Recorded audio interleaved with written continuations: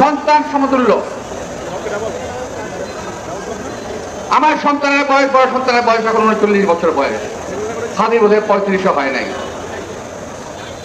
স্নেহতুল্য, স্নেহভাজন এই ছেলের উপরে আঘাত করাতে আমি মানসিকভাবেও অত্যন্ত বেশি ক্ষতিগ্রস্ত হয়েছি গতকাল।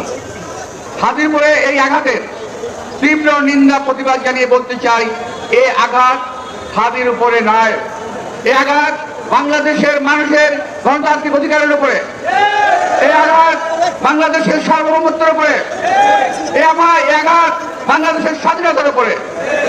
প্রিয় ভাইরা, এটাকে আমাদের প্রতিরোধ করতে হবে। এই অপশক্তির কালো হাত ভেঙে দিতে হবে, এটাকে দাঁত ভাঙার জবাব দিতে হবে।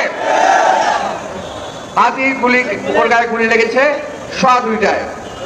ঠিক আড়াইটার সময় ফেসবুকে পোস্ট আসলো, সবাই গিয়ে যেখানে আছে ঐক্যবদ্ধ হও, কোন একটা বাসায় যেতে হবে, ইট খুলে নিয়ে আসতে হবে। ভাবতে পারছেন ব্যাপারটা কত পরিকল্পিত? এটাকে আরো সংহত করেছে। আমি যখন হসপিটালে যাই তখন তারা আক্রমণাত্মক স্লোগান দিচ্ছিল। আমি ভাই ঢাকার ছেলে, আমি ঢাকার রাজপথে মিছিল করে বড় হয়েছি, আমি ঢাকার রাজপথে আন্দোলন করে বড় হয়েছি। আমার বয়সটা একটু বেশি হয়ে গেছে, শান্ত থেকেছি, নীরব থেকেছি, কিন্তু ওই মুহূর্তে যদি আমার নির্দেশনা পেত তাহলে তোমাদেরকে তুলে ধরা করতে আমাদের ছেলে দিয়ে। কিন্তু ওরা ছিল কয়েকজন।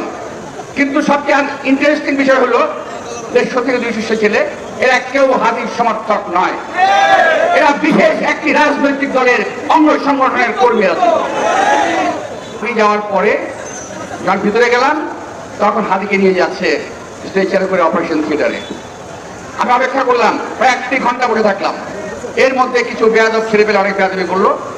যাই হোক, আমার সঙ্গে যারা আমার সিকিউরিটি ছিল, আমার লোকজন ছিল, তাদেরকে বললাম তোরা শান্ত থাকো, হসপিটালের ভিতরে যদি কোনো রকম ঝামেলা হয় সেটা চিকিৎসা ব্যাহত হবে, চিকিৎসা ব্যাহত করা যাবে না, ওকে বাঁচানোর ব্যবস্থা করতে হবে।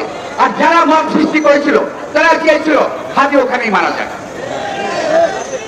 আর আমরা চেয়েছি আল্লাহ তাকে বাঁচিয়ে তুলুন, ছেড়ে তুলুন, দীর্ঘায়ু দান করুন।